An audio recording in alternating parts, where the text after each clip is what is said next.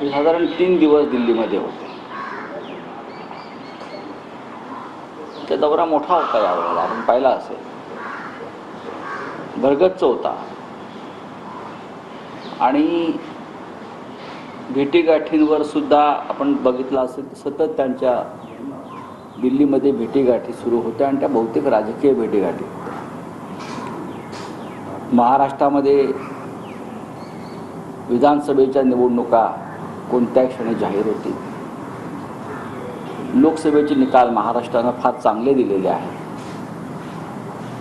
आणि त्यानंतर त्यांचा हा पहिला दौरा होता. लोकसभेच्या निकालानंतर दिल्लीत येऊन इंडिया आघाडीच्या प्रमुख नेत्यांशी बोलावं, चर्चा करावी यासाठी ते आले आणि जवळजवळ इंडिया आघाडीच्या बहुतेक सर्व नेत्यांशी त्यांनी काल परवा 2 दिवसामध्ये सविस्तर चर्चा केली. मग माननीय शरद पवारजी असतील, त्यानंतर राहुल गांधी असतील, खरगेजी असतील, मल्लिकार्जुन खरगे भारतीय काँग्रेसचे अध्यक्ष, काल सोनिया गांधीजी भेटल्या.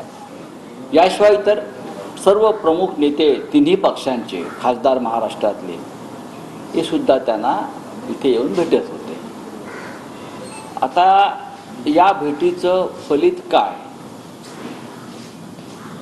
फलित इतकंच आहे की आम्ही तिन्ही पक्ष एकत्रित निवडणुकांना सामोरे जातो.